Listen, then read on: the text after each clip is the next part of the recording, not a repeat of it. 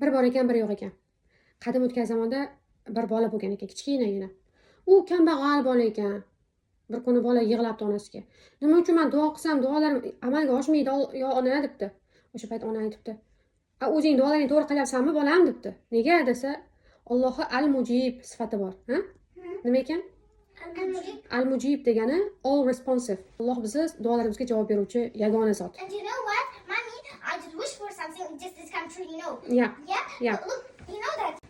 Birinchidan duolaringni to'tiqushga o'xshab qilmayapsanmi debdi onasi. Nimaga desa, ko'pchilik kattalardan yodlab olgan duosini qayta duo ekan dedi, shu deb aytaveradi debdi. To'tiqush bo'lmayapsanmi debdi.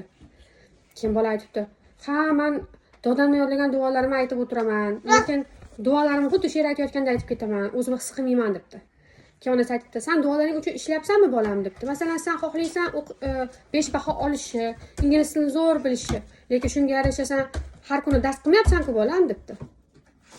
Ya'ni biz duo qilsak, lekin duoga yarasha harakat qilmasak, amalga oshadimi? Masalan, ba'zi bir holatlar bor, odamlar noto'g'ri yo'ldan pul topada. Masalan, aldab pulni oladi. Bu yaxshimi? Cheating. Yeah, they cheat. Yeah. Bu to'g'rimi? Mana shu birovlarni haqqini yeb, birovlarning narsasini yeb turib duo qilsak, duomiz amalga osharmikan? Yana bir narsa. Biror bir o'rtoqlaringlar uyatchang bo'ladi. Bir narsasini ber desanglar, u uyatgandan ham beradi. Shu payt olishinglar to'g'rimi? Odamdan foydalanmaslik kerak, uning xarakteridan xo'p. Ba'zan Allohdan duo so'rasak, duolarimiz amalga oshmasligi mumkin, ba'zan. Aslida o'sha payt Alloh bizga u duo, o'sha so'rayotgan narsamizni nima uchun bermaydi? Bizni himoya qilish uchun bermayotgan bo'ladi. You know, also I use to wish for the phone. Yeah, oh my gosh. Xo'p, masalan, hozir Yusuf 2 yosh, to'g'rimi? Yusuf mendan hozir telefon so'rasa, men Yusufga telefon olib berishim to'g'rimi? Ha, men bu bilan Yusufni ehtiyot qilayotgan bo'lamanmi yoki Yusufga yomonlik qilayotgan bo'lamanmi?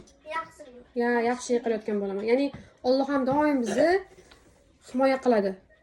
Har xil holat bo'ladi bu. Shundan keyin haligi kichkina bola duolarni to'g'ri qilishni o'rganibdi.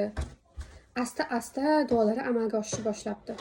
Demak, duo qilayotganda biz doim Alloh qaysi sifatida so'rashimiz kerak ekan? Al-Mujib. Al-Mujib.